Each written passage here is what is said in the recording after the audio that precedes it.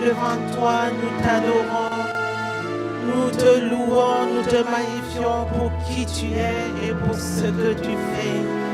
L'Éternel des armées, l'Éternel Dieu grand, redoutable par ta puissance, lent à la colère et riche en bonté. Sois adoré pour tes merveilles, sois adoré pour ce que tu fais jour après jour. Alléluia, alléluia. Nous te bénissons pour ta présence. Nous te bénissons pour la manifestation de ta présence. Merci pour l'unité. Merci pour l'esprit de foi que tu déverses sur nous. Merci pour l'esprit de guérison que tu déverses sur nous. Merci pour ta présence. Merci pour ta présence. Merci pour ton onction. Merci parce que nos vies ne seront plus jamais les mêmes. Merci parce que tu nous transformes et tu nous conduis de gloire en gloire. Reçois notre adoration. Reçois le fruit de nos lèvres. Sois élevé à la plus haute place. Alléluia. Nous allons donc proclamer que nous croyons en Dieu. Alors que le monde tourne le dos à Dieu, nous déclarons publiquement que nous croyons en lui. Il est Dieu. Il est l'unique et le vrai Dieu. En dehors de lui, il n'y en a point. Il est le seul. Il tient l'univers tout entier dans ses mains et il fait ce qu'il veut. Proclamons ensemble. Je crois en Dieu, le Père Tout-Puissant, Créateur du ciel et de la terre. Je crois en Jésus-Christ, son Fils unique, notre Seigneur, il a été conçu du Saint-Esprit, qui est né de la Vierge Marie. Il a souffert sous Ponce Pilate, il a été crucifié, il est mort, il a été enseveli, il est descendu au séjour des morts. Le troisième jour, il est ressuscité, il est monté au ciel, il s'est assis à la droite de Dieu, le Père Tout-Puissant, et il viendra de là pour juger les vivants et les morts. Je crois au Saint-Esprit, je crois à la communion des saints, la résurrection du corps et à la vie éternelle. Amen. Alléluia. Alléluia. Nous allons prendre place pour suivre la suite du programme.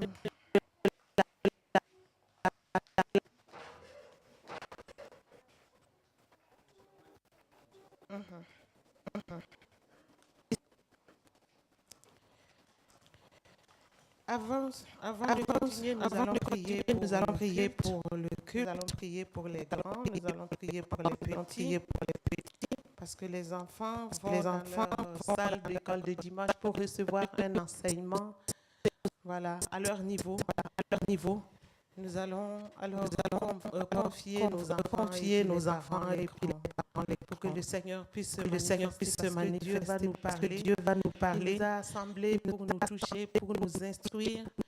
Et les enfants vont recevoir aussi leur part de l'autre côté. Prions ensemble. Seigneur Dieu Tout-Puissant, nous sommes à tes pieds pour recevoir tes instructions, pour recevoir tes enseignements comme Marie. Nous avons choisi la meilleure part. Et nous voulons, Seigneur, notre Dieu, que tu nous aides. Donne-nous des oreilles pour entendre ta parole. Donne-nous un cœur pur pour que nous puissions la recevoir. Que notre cœur soit un terrain fertile dans lequel ta parole va être semée, germer et porter des fruits. Éternel, nous prions pour les enfants dans la salle de l'école, dans leur salle d'école de dimanche, afin que tu les Éternel notre Dieu, qu'ils puissent recevoir l'enseignement venant de ta part, l'enseignement qui ne leur sera point ôté, qui va les suivre tout au long de leur vie, afin qu'ils puissent te craindre et vivre à compte courant dans ce monde où l'atmosphère est polluée. Notre Dieu, notre roi, nous prions pour une onction spéciale pendant ce temps qui vient, Seigneur, notre Dieu, que l'Esprit Saint prenne le contrôle et que nous puissions disparaître devant toi, que je disparaisse et que les moniteurs de l'école de dimanche disparaissent pour que tu parles, nous t'écoutons, nous ne sommes que des instruments inutiles entre tes mains. Nous prions que la vie de quelqu'un change. Nous prions que nous repartions avec quelque chose qui va changer notre vie, qui va nous approcher mieux de toi, Seigneur, notre Dieu, pour que nous puissions impacter le monde dans lequel nous vivons. Nous te prions. Touche aussi les internautes, touche les personnes qui s'attendent à toi à ce moment précis. Que toute la gloire revienne à toi et à toi seul, au nom de Jésus. Amen. Alléluia. Bénissons le Seigneur notre Dieu, qui nous assemble. Je demande à un professionnel de m'aider parce que il ne veut pas s'ouvrir. Ah voilà. J'ai eu le problème. J'ai demandé à Miranda. Maintenant ça va. Oui, parce que là, les analphabètes comme nous autres, on a besoin d'aide. Voilà. Cette année, c'est l'année de réajustement, tout le monde le sait. Et nous vivons dans un monde où nous devons faire attention parce que nous faisons face à des situations et nous devons vraiment faire attention aux faux semblants et aux faux paraître. Nous avons besoin de discernement pour ne pas tomber dans des pièges. Et nous avons besoin de faire des bons choix, parfois de lire entre les lignes, parce que tout ce qui brille n'est pas de l'or. Alléluia. Il en est de même dans l'Église. Le peuple de Dieu a besoin aussi de discernement, car l'ennemi est rusé. Et si nous ne faisons pas attention, nous pouvons nous flatter nous-mêmes croyant que nous sommes dans le bon chemin. C'est pour cela que nous allons lire dans Luc, chapitre 6, versets 1 à 36. La lecture sera un peu longue, mais nous allons lire Luc 6, versets 1 à 36.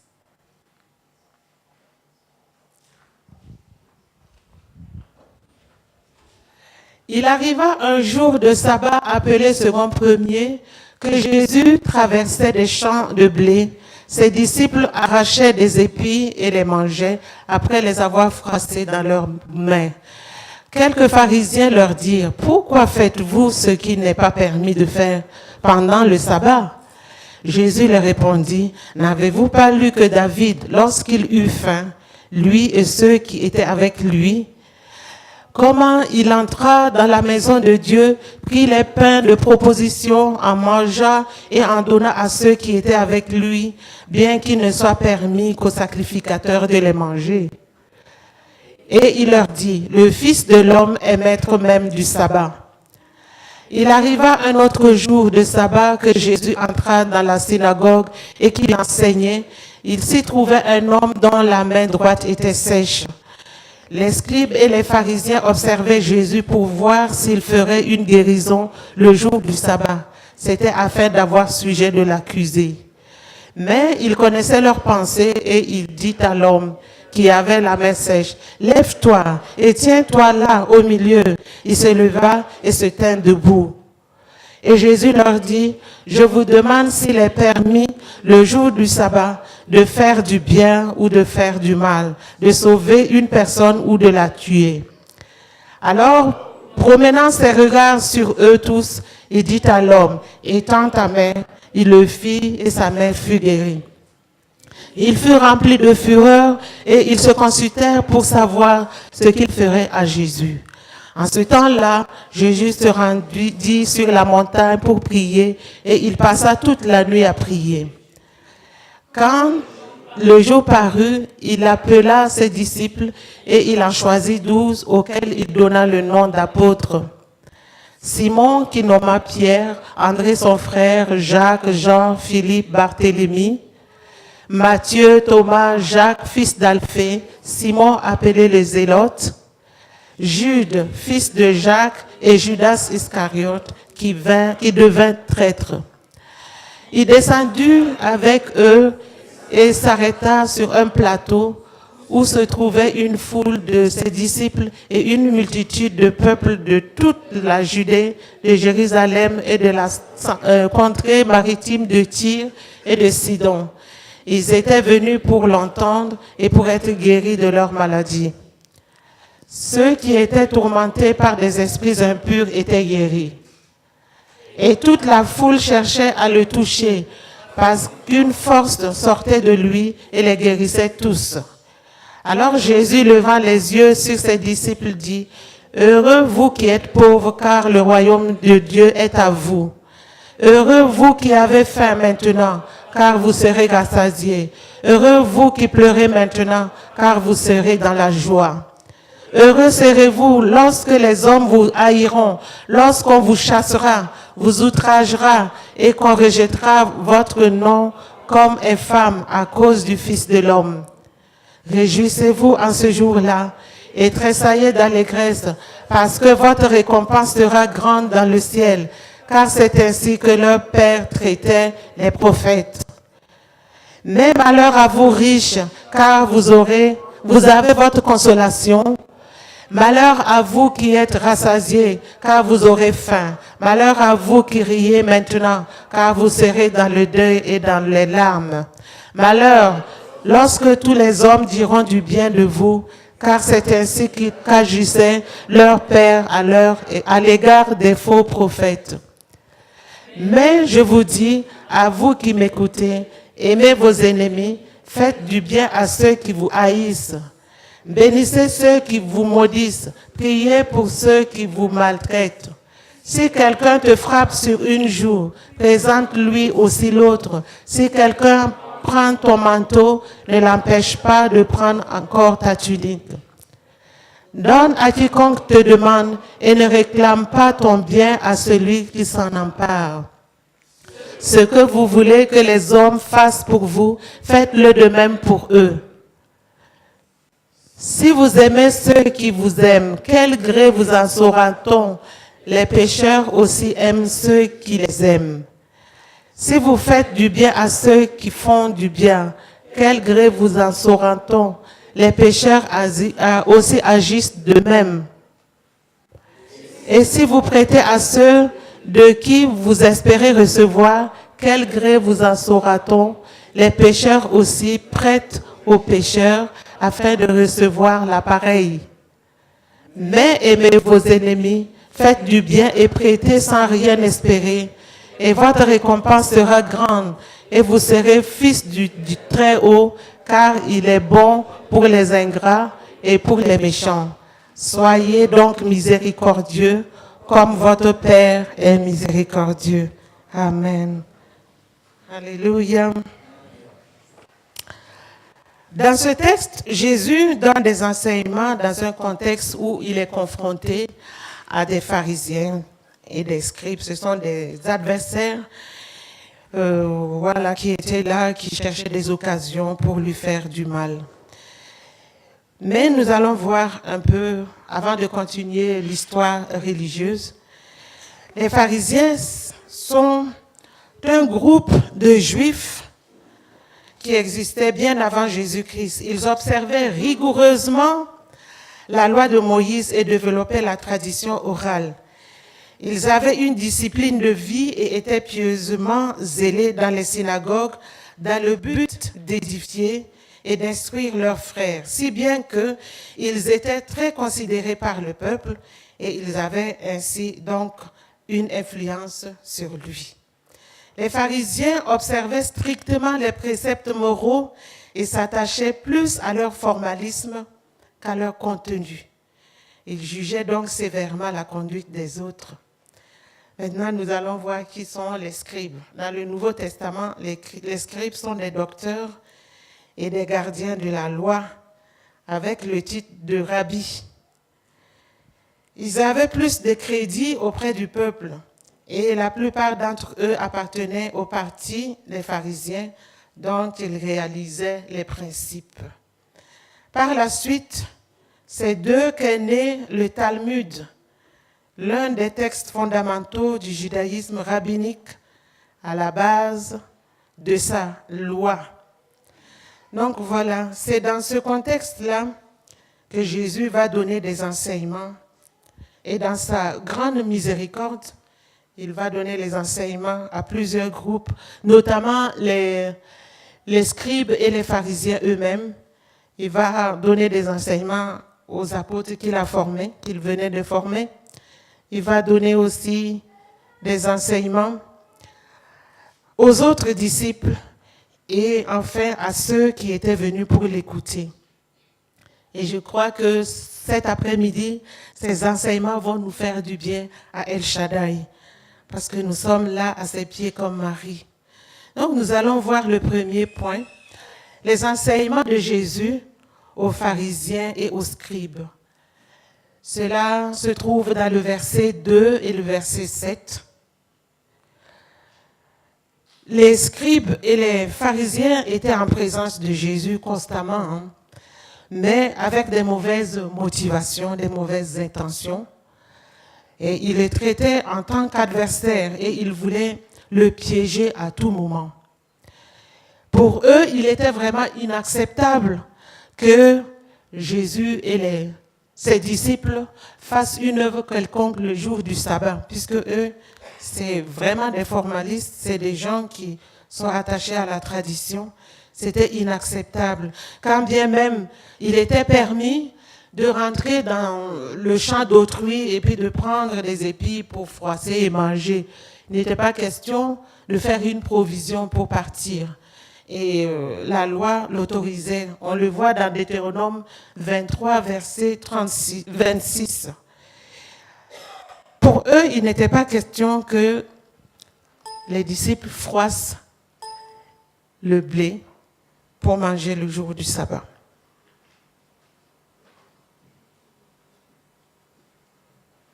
Parce que c'était clair, comme nous le récitons souvent ici dans Exode 20, à partir du verset 10 à 11, il est dit clairement d'observer le jour du sabbat. Et eux, ils étaient vraiment attachés à cet enseignement. Mais Jésus a utilisé d'une grande bonté et s'est mis à les enseigner pour pouvoir les amener. Il s'est humilié, il n'a pas usé de représailles de son autorité pour leur faire du mal, mais au contraire, il s'est humilié et il a tâché de les ramener sur le bon chemin. Et nous pouvons voir dans les versets 3 à 5 et versets 8 à 10 comment Jésus les a appelés avec souplesse, à la souplesse plutôt, et il a tenté de les détourner de leur légalisme vers trois choses importantes que la forme du sabbat.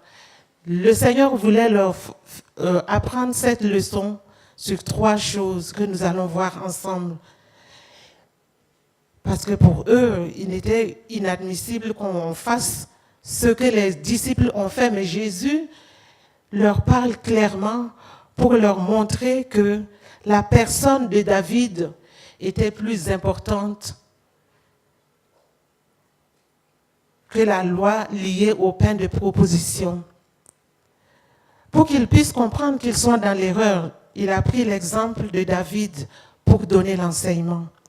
David, la personne de David était plus importante que la loi concernant le pain de proposition qui était exclusivement réservé aux sacrificateurs. Parce que David était l'homme que Dieu a choisi, il était l'élu de Dieu. Il fallait bien qu'il survive pour qu'il puisse régner un jour sur Israël, parce qu'il était en fuite. Le roi Saül en voulait à sa vie et il a fui pour vivre. Et là, il était face à la mort parce qu'il était épuisé, il était affamé, il n'y avait pas de nourriture que les pains de proposition. Et il fallait choisir.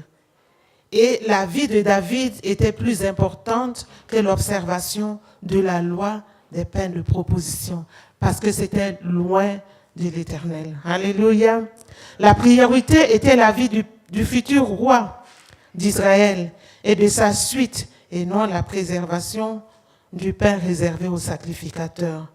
Et Jésus continue, il leur dit aussi, la deuxième chose importante, c'était sa personne. La personne de Jésus est plus importante que le sabbat, puisqu'il en est le maître. Jésus-Christ est le maître du sabbat. Le sabbat a été fait pour l'homme, mais pas l'homme pour le sabbat. Nous pouvons lire dans Matthieu 23, versets 16 à 23.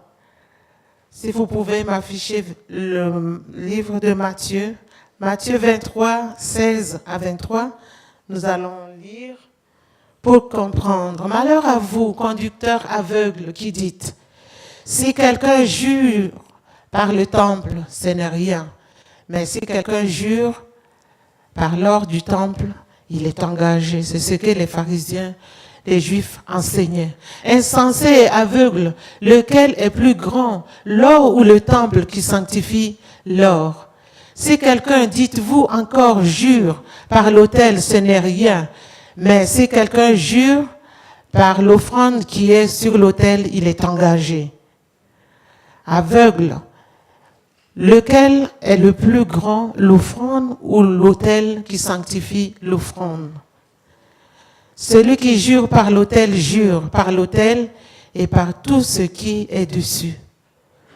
Celui qui jure par le temple et par celui qui l'habite.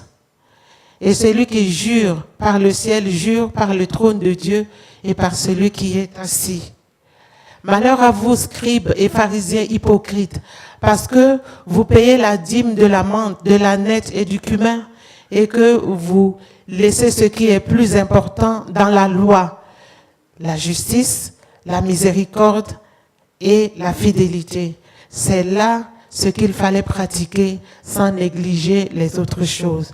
Voilà l'enseignement de Jésus à ce groupe de personnes qui lui étaient hostiles, dans le but de les ramener à la raison, au discernement. Jésus leur parle ici et dit qu'il est plus important que le sabbat. Et la troisième chose importante dans son enseignement, c'est l'exercice de la compassion. Guérir et sauver le jour du sabbat. Le jour du sabbat, il n'est pas interdit de faire du mal, du bien plutôt, de sauver ou de faire du bien à quelqu'un. Au lieu de se focaliser sur la forme, les pharisiens et les scribes devaient aller dans le contenu et exercer la compassion, la miséricorde, au lieu d'apporter un esprit de jugement. Donc, avant de continuer, je voudrais poser une question à l'Assemblée par rapport au jour de sabbat. Notre jour de sabbat, c'est le dimanche. Nous consacrons le dimanche pour le Seigneur. C'est le jour du Seigneur. Mais que faites-vous après le culte? Quand le culte finit, il y en a qui viennent au culte de 9h. Quand le culte de 9h finit, que faites-vous après le culte? Après ce culte, qu'allez-vous faire? Il y a un enseignement qui se dégage de là. Dieu nous appelle à aussi exercer la compassion. La compassion envers les personnes qui sont désireuses, les personnes qui sont seules, les personnes qui sont veuves, les orphelins, les personnes nécessiteuses qui sont dans le désarroi et qui ont besoin d'une aide quelconque. Au lieu de passer le temps à des futilités, orientez-vous vers des œuvres de bienfaisance le jour de dimanche. Après le culte, consacrez-vous à d'autres personnes qui ont besoin de vous, qui ont besoin de votre aide. Comme le dit Jacques 1, verset 27, Visitez les orphelins et les veuves dans leurs afflictions et vous préservez des souillures. Mais les pharisiens et les scribes qui ont entendu cet enseignement se sont endurcis le cœur. Ils ont refusé l'appel du maître à la miséricorde et au discernement. C'est le formalisme qui a eu raison d'eux. Vous voyez, au verset 10, Jésus était indigné et triste en même temps, puisqu'il a promené ses regards sur justement les pharisiens, les juifs, pour leur montrer qu'il était vraiment indigné et il était attristé de la dureté de leur cœur, de leur entendement, de la façon dont ils comprennent les lois de Moïse. Alors, il était triste à leur égard. Et au verset 11, nous voyons que les pharisiens et les scribes, ceux qui étaient stricts, qui connaissaient la loi du bout de leurs doigts, ceux qui étaient docteurs, qui se faisaient appeler rabbis, ils ont rejeté Jésus et ses enseignements. Ils étaient au contraire furieux contre lui.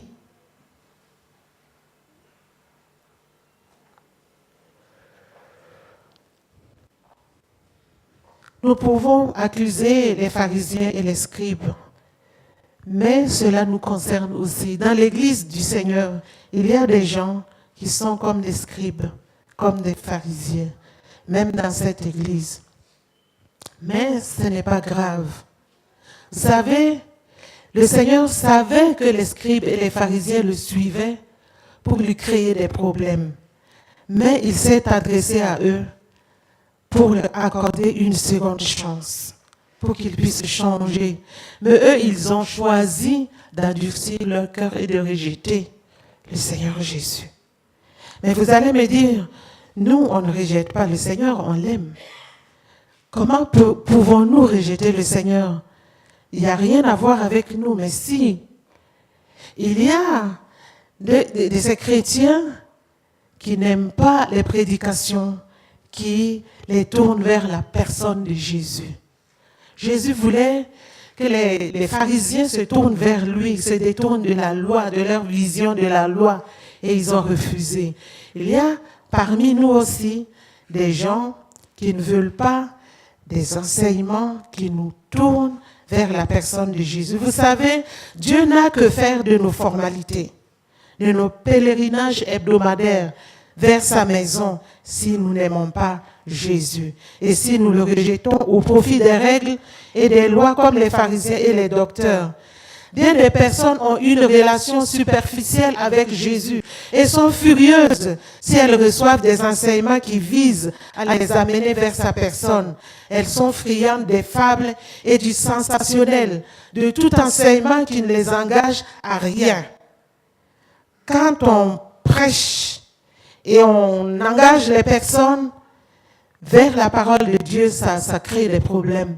Mais si c'est des prédications qui disent que oui, le Seigneur va vous bénir, il va vous donner des voitures, il va vous donner des maisons, il va vous donner des mariages, il va vous donner ce dont vous avez besoin, les chrétiens sont contents.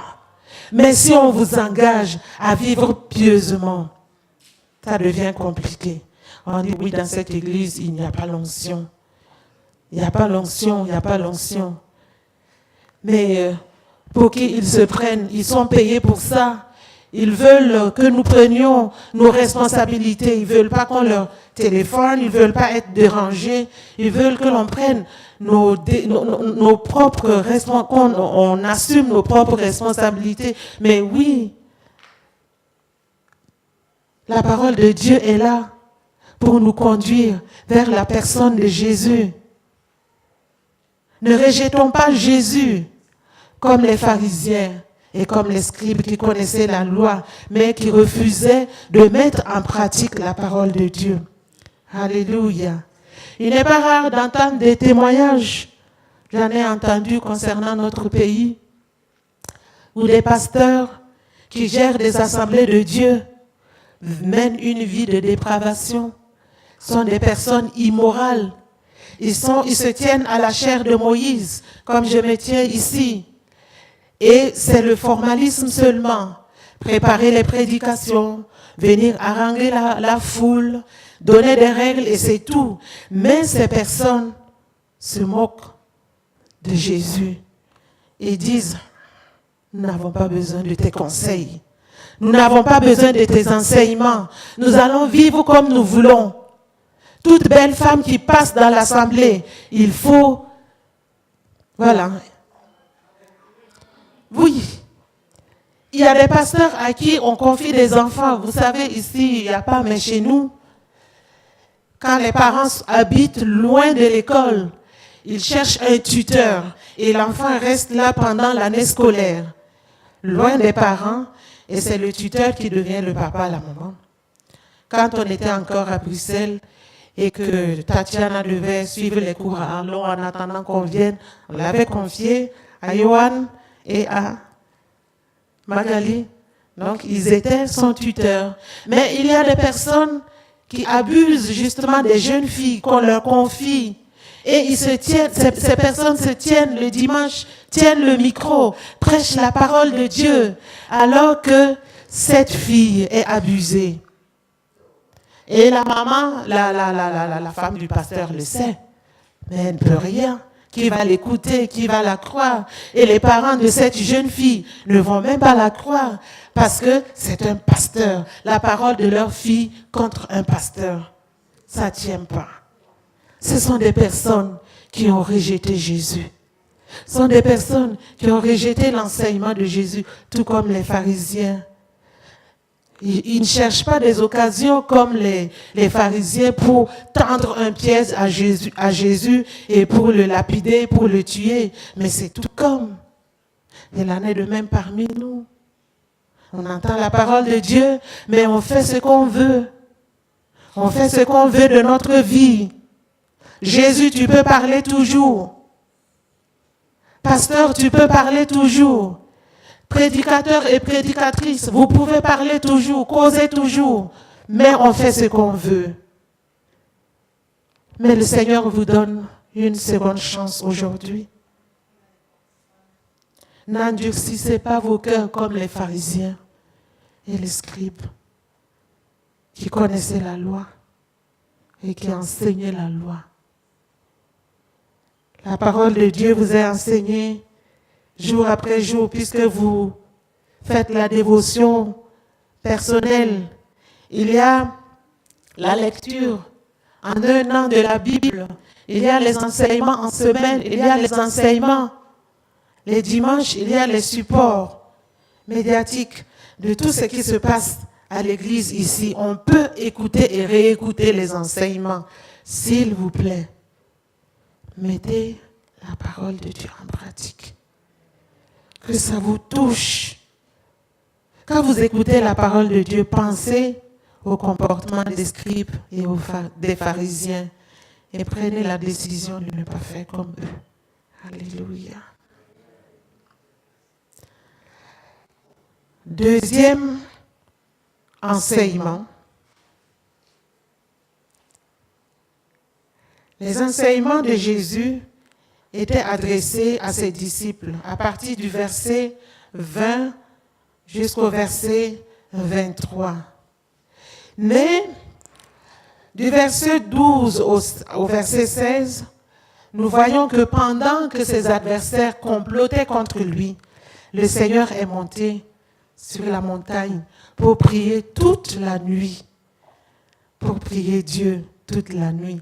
Et là, il a reçu la révélation des personnes qui pouvaient devenir des apôtres, puisqu'il avait des disciples. Et parmi ces disciples, il fallait faire un choix. Et il a prié toute une nuit. Toute une nuit. Quand on commence à prier, on baille. On fait 2, 3, 5 minutes et puis voilà, on finit même par la prière et puis le sommeil nous emporte. Ou bien on s'écarte de la prière, on vague à d'autres pensées. Mais regardez là, le Seigneur a prié toute une nuit pour pouvoir choisir les apôtres. Et il a choisi les apôtres. Donc le matin, il est descendu à la plaine. Et à la plaine, là, il y avait une grande foule de disciples qui étaient là, une multitude de peuples qui étaient venus pour l'entendre, pour être guéris et pour être délivrés des mauvais esprits. Et là, il fait des déclarations à ses disciples. Jésus fait des déclarations à ses disciples afin que ces disciples-là se distinguent du groupe religieux dont je viens de parler. Ce groupe religieux est en fait un thermomètre, un instrument de mesure de la catégorie des personnes auxquelles ses disciples peuvent appartenir. Parce qu'il avait des disciples et il voulait leur faire comprendre qu'il y a deux catégories parmi les disciples. Il y a la première catégorie, les personnes bienheureuses. Et la deuxième catégorie, les personnes qui vont pleurer tôt ou tard, qui sont bien maintenant, mais qui vont pleurer. Et là, le Seigneur utilise justement les pharisiens et les scribes comme un instrument de mesure pour que les disciples sachent dans quel groupe ils se trouvent. Ceux qui sont bienheureux. Ceux qui sont bienheureux doivent exulter de joie parce que eux, ils ont un esprit d'humilité, contrairement aux pharisiens et aux scribes qui étaient autosuffisants, qui ont refusé les enseignements de Jésus. Mais ces disciples suivaient Jésus parce qu'ils étaient humbles, ils étaient désireux. Ils savaient que spirituellement, ils étaient pauvres et ils suivaient Jésus pour être riches spirituellement. Alléluia. Il faut être conscient de ta pauvreté spirituelle et venir à Christ pour qu'il t'enrichisse, comme ses disciples. Le royaume de Dieu leur appartient à cause de la pauvreté spirituelle qu'elles ressentent. Ce sont ces personnes qui sont bienheureuses. Ces personnes bienheureuses ont la faim de la justice de Dieu aussi. Puisqu'elles ont faim de la justice de Dieu, elles en seront rassasiées. Comme nous le dit Luc 10, 38 à 42.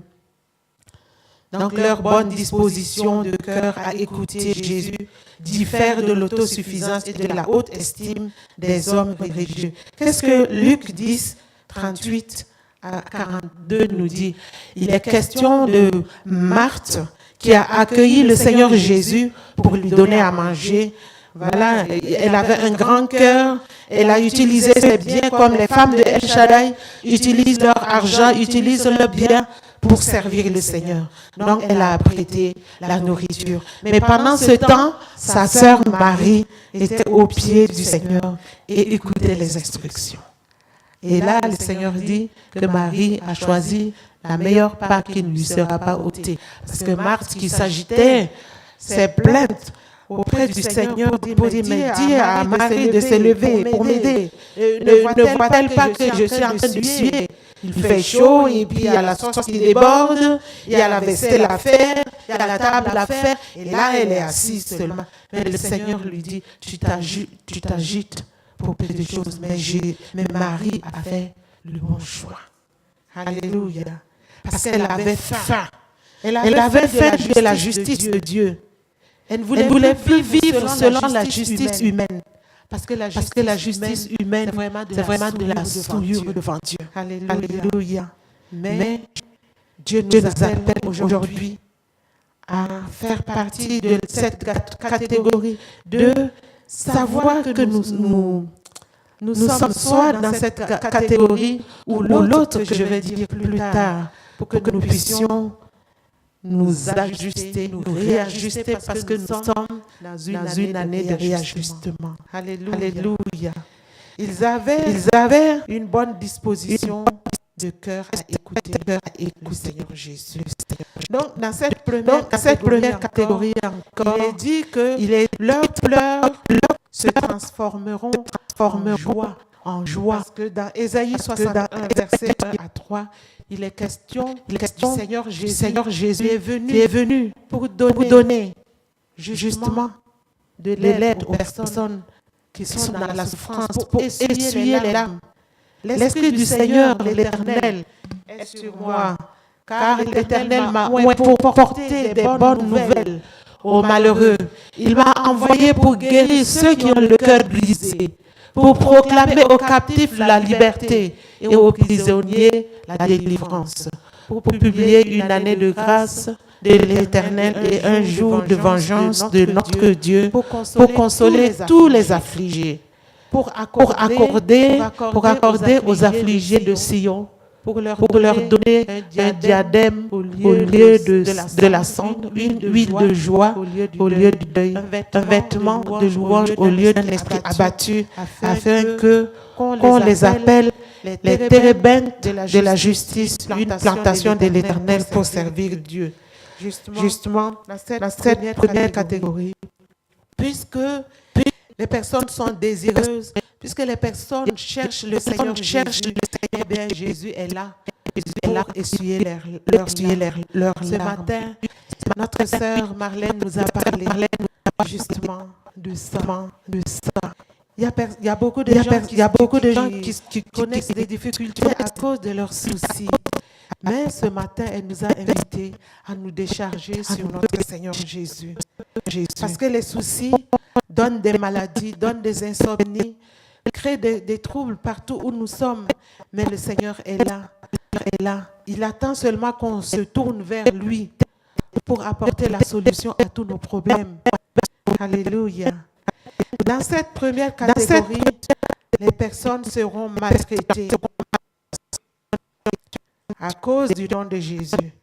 Et là, le Seigneur leur dit de se réjouir et de tressaillir de joie, car leur récompense sera grande dans le ciel, car le Père, justement, de ces pharisiens, de ces scribes, de ces juifs, dans les temps passés, ils ont persécuté aussi les prophètes, les envoyés de Dieu, les envoyés que le Seigneur a mis sur leur chemin pour justement les détourner de leur mauvaise voie, pour leur parler du salut futur, de l'arrivée de notre Seigneur Jésus.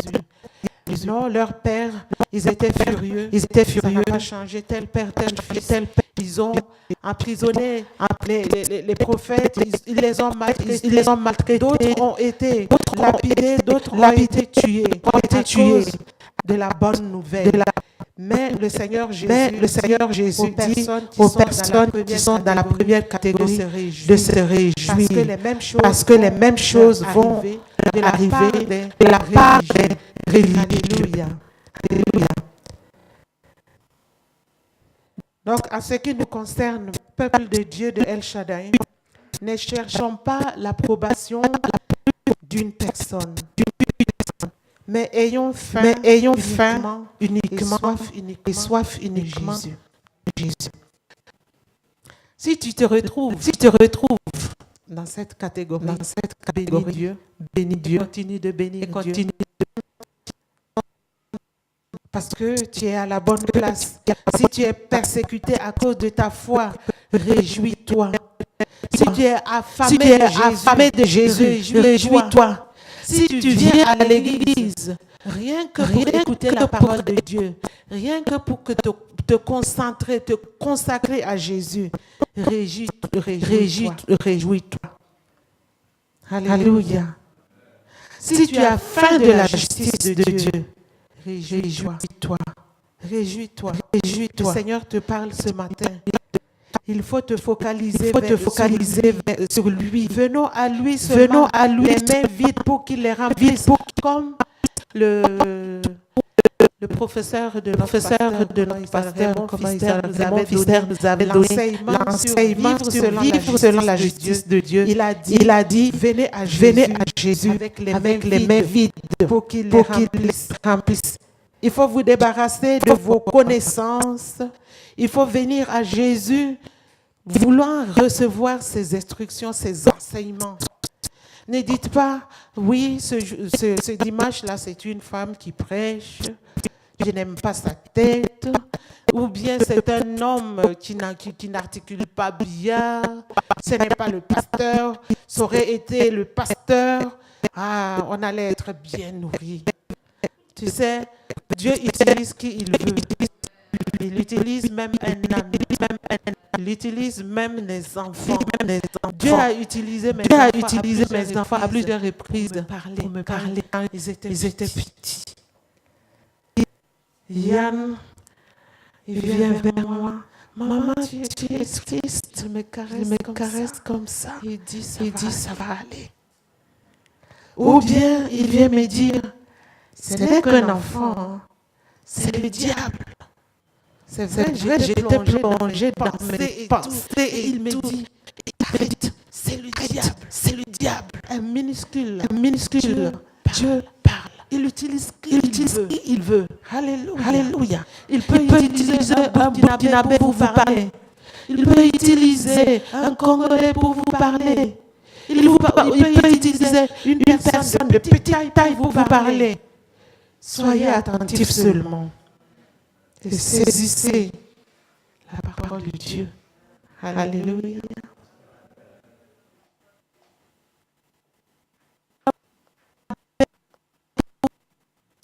Vous savez, l'humilité précède la gloire. Quand on s'humilie devant le Seigneur, la gloire sera grande. Mais si on se comporte comme les pharisiens qui connaissent tout, qui ne veulent pas recevoir d'enseignement, il y a certaines personnes qui disent quand le pasteur et non seulement le passage biblique, elles connaissent déjà. Donc leur esprit est ailleurs. Ce n'est pas la peine de perdre le temps. Je connais. Qu'est-ce qu'il a m'enseigné encore? Et la parole de Dieu est vivante. Elle n'est pas statique. Tu peux lire la parole de Dieu et recevoir quelque chose aujourd'hui. Demain, tu relis le même passage, tu reçois un autre enseignement. Et après-demain, chaque jour, quelque chose de bien peut sortir du même message. L'humilité précède la gloire. Vous savez, tout ce que nous pouvons endurer au nom de Jésus n'a rien à comparer avec le poids de la gloire qui nous attend. Vous savez, ceux qui veulent vivre pieusement seront persécutés. On a entendu ça ce matin. Ceux qui veulent vivre pieusement seront persécutés. D'ailleurs, le diable a une haine envers ceux qui vivent pieusement. Il amènera toutes sortes de problèmes et de difficultés pour les décourager, pour les amener en arrière. Mais on nous a dit au premier culte, qu'est-ce que le Seigneur t'a dit? Qu'est-ce que tu reçois comme parole directe de la parole du Seigneur? Ce que le Seigneur te dit particulièrement, c'est ça qui va te tenir, qui va t'aider à tenir ferme quand la tribulation va arriver. D'ailleurs, cette semaine, les femmes qui sont sur WhatsApp ont reçu ce message de méditation. Vous vous rappelez la méditation que nous avons sur WhatsApp, il est question de quoi? Voilà, qu'est-ce que Dieu vous a dit personnellement à votre conversion, sujet à méditer pendant toute la semaine. Est-ce que vous avez médité là-dessus? C'est revenu à mémoire ce que le Seigneur vous a dit personnellement. Il est dit là, ce n'est pas ce que un prophète t'a dit, ni ce que ton pasteur t'a dit, mais ce que le Seigneur t'a dit personnellement. Si tu cultives cette habitude de recevoir le message direct de Dieu, rien ne pourra t'ébranler. Parce que ça vient de Dieu. Alléluia. Quelqu'un peut venir te troubler. Une prophétie peut venir te troubler. Un prophète peut venir. Il y a des ministères de prophètes qui cassent des familles, des mariages. Parce qu'il y a une prophétie qui a été libérée.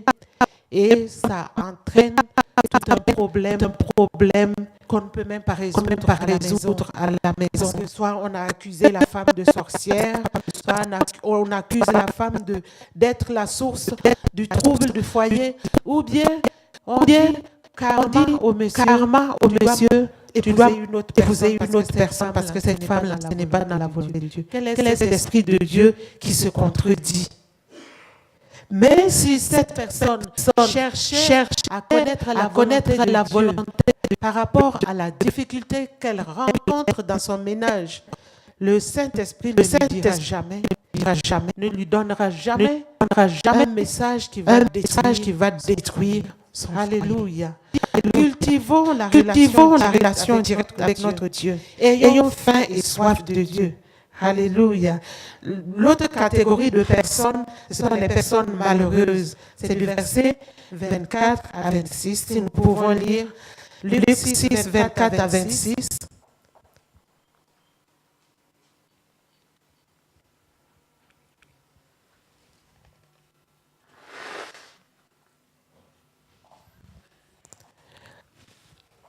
Là, le Seigneur met cette catégorie de personnes en garde et les appelle à s'examiner eux-mêmes et à s'identifier comme des faux prophètes.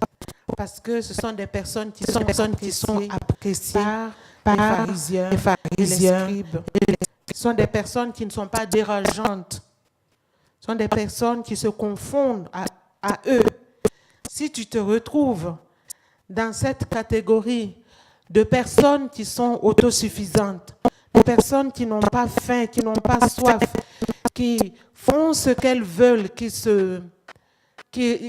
rient, qui ont la joie de vivre dans le péché, de vivre en personne indépendante vis-à-vis de Dieu.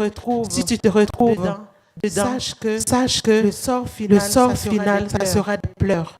Alléluia. Mais le Seigneur t'interpelle aujourd'hui afin que tu quittes cette catégorie pour entrer dans celle qui a soif de Jésus, qui a soif de Dieu et qui a besoin. Dieu t'appelle à l'humilité parce que l'humilité précède la gloire. Alléluia.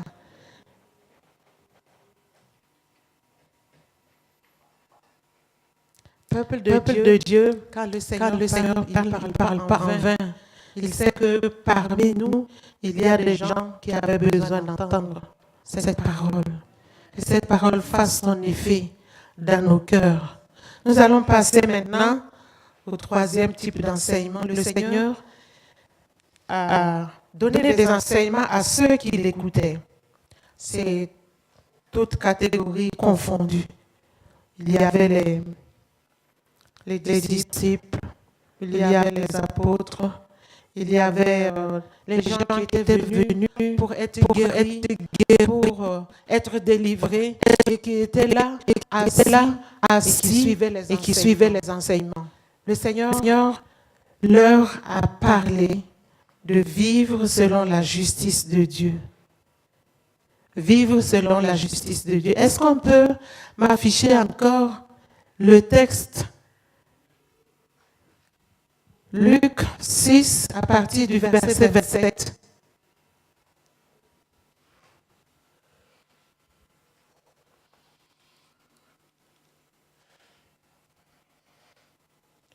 Verset 27 à verset 29. Mais je vous dis, à vous qui m'écoutez, aimez vos ennemis, faites du bien à ceux qui vous haïssent. Bénissez ceux qui vous maudissent. Priez pour ceux qui vous maltraitent. Si quelqu'un frappe sur une joue, présente-lui aussi l'autre. Si quelqu'un prend ton manteau, ne l'empêche pas de prendre encore ta tunique. Là, nous voyons que le Seigneur leur parlait de l'amour. Il les invitait à aimer même leurs ennemis. Ce n'est pas facile d'aimer même les personnes qui nous aiment. À plus forte raison, les ennemis. Mais c'est l'enseignement que Dieu leur a donné à toutes les personnes qui écoutaient le Seigneur Jésus. Vivre selon la justice de Dieu en aimant même son ennemi. Je ne sais pas qui est ton ennemi, mais le Seigneur t'appelle aujourd'hui à aimer ton ennemi. Alléluia.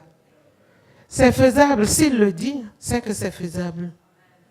Nous avons reçu l'enseignement ici avec le pasteur Guy Onga, qui a supporté son ennemi, qui a aimé son ennemi et qui a même prié pendant des années et des années pour son chef qui lui voulait vraiment du tort. Les ennemis, il y en a partout. Il peut y en avoir dans la maison. J'ai connu des familles où les enfants sont comme des chiens et des chats. Ils ne s'entendent pas du tout. Il y a moyen d'aimer même la personne qui te persécute, même au travail, même ton chef qui est méchant contre toi. Il y a moyen de l'aimer. Ne pas répondre par le mal, mais en faisant du bien à cette personne. En surmontant le mal par le bien. Et le Seigneur t'invite, si tu es dans le cas, de prier spécialement pour cette personne qui te persécute. Il y a moyen. Tu vas prier, mais en pleurant, parce que dans ton cœur, ça va être dur. Tu n'auras pas envie de prier, c'est difficile, mais le Seigneur va te donner la force. Tu vas pleurer, mais prie pour cette personne. C'est possible. Aime ton ennemi comme toi-même. Le deuxième enseignement, c'est l'exercice de la libéralité au verset 30. Le Seigneur nous appelle à exercer la libéralité. Nous vivons dans une société où l'argent, c'est le nœud de la guerre. On a dit chez nous que pour certaines personnes, quand tu insultes sa mère, tu as des problèmes. Cette personne va laisser son travail, laisser tout ce qu'elle faisait et te corriger correctement parce que tu as touché à sa maman. Mais pour certaines personnes, ce n'est rien. Pourvu que tu touches à son argent, tu auras chaud. Il ne faut même pas parler de son argent. Tu n'auras rien de sa part. Mais le Seigneur nous enseigne autre chose aujourd'hui. Changeons notre façon. Si nous avons été éduqués de cette façon, le Seigneur nous appelle à la libéralité. D'autres personnes ont difficile à donner. D'autres personnes, quand elles donnent, c'est en calculant. Elles donnent pour recevoir un retour. Mais ce n'est pas cette forme de libéralité que le Seigneur nous demande. Il nous demande de donner sans compter, sans attendre un retour. Sans attendre un retour. Et c'est dans l'habitude de certaines personnes de restituer ce qu'elles reçoivent. Quand tu leur donnes quelque chose, elles se sentent obligées de te donner un retour. Mais ce n'est pas biblique. Arrêtez de faire tout cela. Si on te donne, reçoit, bénis le Seigneur, ne te sens pas obligé de donner un retour pour être quitte. Dans la maison de Dieu, nous sommes des frères et des sœurs. Nous sommes appelés à nous faire du bien. Au verset 31, j'aimerais qu'on affiche le verset 31. Le Seigneur les a appelés à être envers soi-même. Le Seigneur t'appelle aujourd'hui à être exigeant envers toi-même. Ce que vous voulez que les hommes fassent pour vous, faites-le de même pour eux. Alléluia. Alléluia. Dans notre société, nous sommes nombrilistes. Tout tourne autour de nous. Tout tourne autour de nous. On doit nous servir. On doit nous faire ci. On doit nous faire ça. La personne m'a mal regardé. J'ai été blessé dans mon intérieur. La personne m'a blessé dans mon orgueil personnel. Tout tourne autour de soi-même. Mais le Seigneur nous appelle ici de prendre la décision personnelle de faire du bien à autrui. Il ne faut pas attendre que l'acte vienne de l'autre. C'est toi qui dois prendre les devants. Tu dois prendre l'initiative de faire à partir d'aujourd'hui à l'autre. Alléluia. Ne pas attendre que cela vienne de l'autre, mais que tu sois le point de départ. Fais du bien à l'autre. Ce que tu veux que les autres fassent, prends d'abord l'initiative de le faire. C'est ce que le Seigneur a donné comme enseignement à ceux qui l'écoutaient. Pour terminer, au verset 32 jusqu'au verset 35, il les a appelés à un amour désintéressé. Je viens de le parler, un amour désintéressé. C'est un engagement personnel à faire le premier pas, à chercher personnellement à faire du bien à l'autre. C'est un choix personnel à être bon envers les justes et les injustes. Un choix personnel à ne pas s'autodéfendre. Parce que la société forge les individus actuellement. Les gens n'ont plus l'habitude de regarder à Jésus. Il y a ce cantique qui dit quel ami fidèle nous avons en Jésus. Il est prêt à nous comprendre. Il est prêt à nous défendre. Il est prêt à faire tout pour nous. Mais nous avons perdu cette habitude et la société nous a inculqué à nous défendre. Revenons sur la parole de Dieu. Jésus-Christ est notre ami qui marche avec nous. Il y a un chant qui dit disons-lui tout. Jésus est notre ami. Il doit être au courant de tout ce qui nous arrive. Il n'est pas rare dans l'église de voir que quelqu'un qui se plaint, oui, j'ai été blessé par. Alors je ne fais plus. Alors je ne viens plus. Alors. Et toi, tu as le Seigneur comme ami. Tu as le Seigneur avec toi, le Seigneur qui va te défendre, le Seigneur qui te demande de lui faire connaître tes besoins avec supplication et avec de grâce. Et toi, tu marches en tant qu'indépendant, tu t'auto-justifies, tu t'auto-défends et tu prends la décision d'arrêter soit ton ministère, d'arrêter soit tes relations avec telle ou telle personne. Où est ta relation avec Jésus dans tout ça? Alléluia. Le Seigneur est fier quand nous venons lui raconter tous nos problèmes. Comme les enfants, pour un rien, ils viennent, maman, papa, voilà, on m'a fait ci. Même pour des queues de service, ils vont venir. Tu cherches même où est le problème, tu ne trouves même pas. Mais tu les contentes, ils sont heureux. C'est la même chose pour Jésus. Alléluia. Arrêtons de nous défendre nous-mêmes. Arrêtons de nous défendre nous-mêmes parce que nous offensons le Seigneur. Il n'est pas content.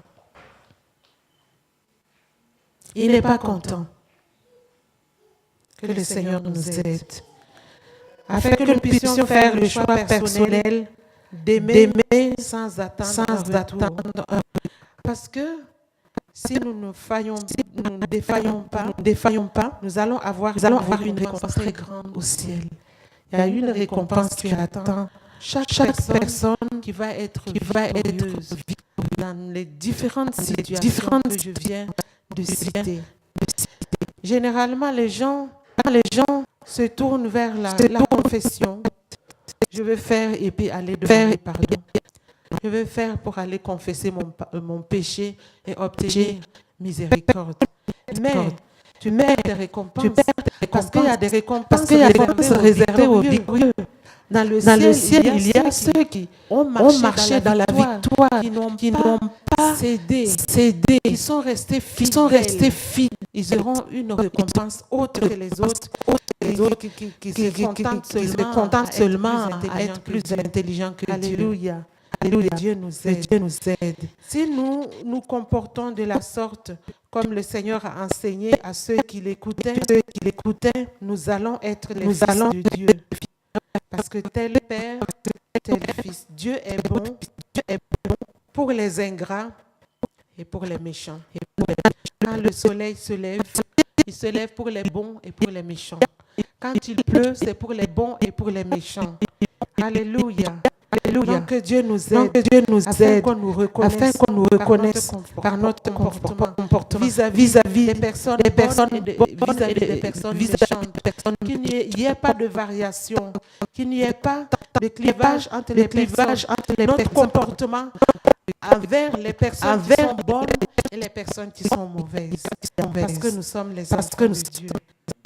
Dieu nous appelle à être comme Jésus, donc à être miséricordieux, comme Dieu est miséricordieux. Alléluia. Et le Seigneur bénisse la méditation de sa parole.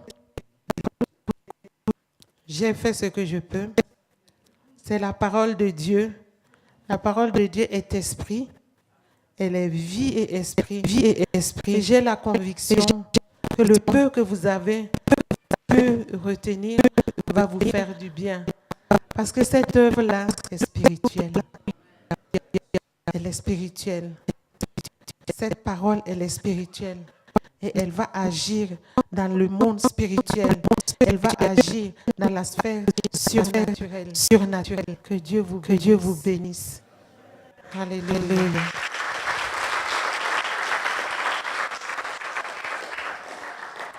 Seigneur Dieu Tout-Puissant,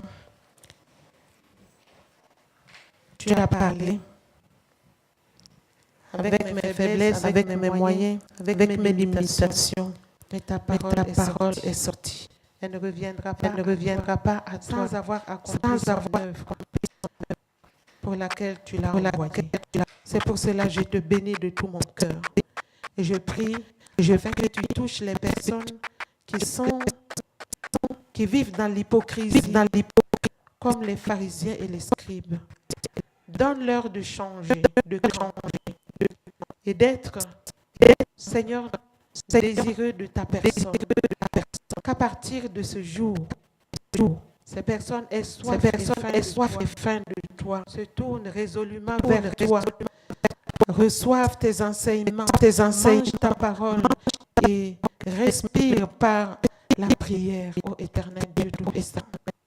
Je prie pour les personnes que tu as appelées pour te servir et qui vont connaître des tribulations, qui vont connaître de la résistance, qui sont en train de pleurer maintenant, qui sont en train de s'aimer dans les larmes, dans l'affliction. Toutes ces personnes, Seigneur notre Dieu, qui ont faim et soif de toi, que tu puisses assouvir leur faim et leur soif. Donne-leur de rester ferme, donne-leur de rester attachés à toi, tournés vers toi, qu'ils ne t'abandonnent pas pour tomber dans le piège des hypocrites, ô éternel Dieu Tout-Puissant. Les personnes qui sont là justement pour t'écouter et qui ne sont engagées nulle part. Seigneur Dieu Tout-Puissant, je prie que tu te manifestes afin que ces personnes puissent te rencontrer personnellement et vivre selon la justice de Dieu. Parce que la justice des hommes est de la souillure. Ce n'est pas celle qui va nous affranchir. Ce n'est pas celle qui va nous donner la vie éternelle.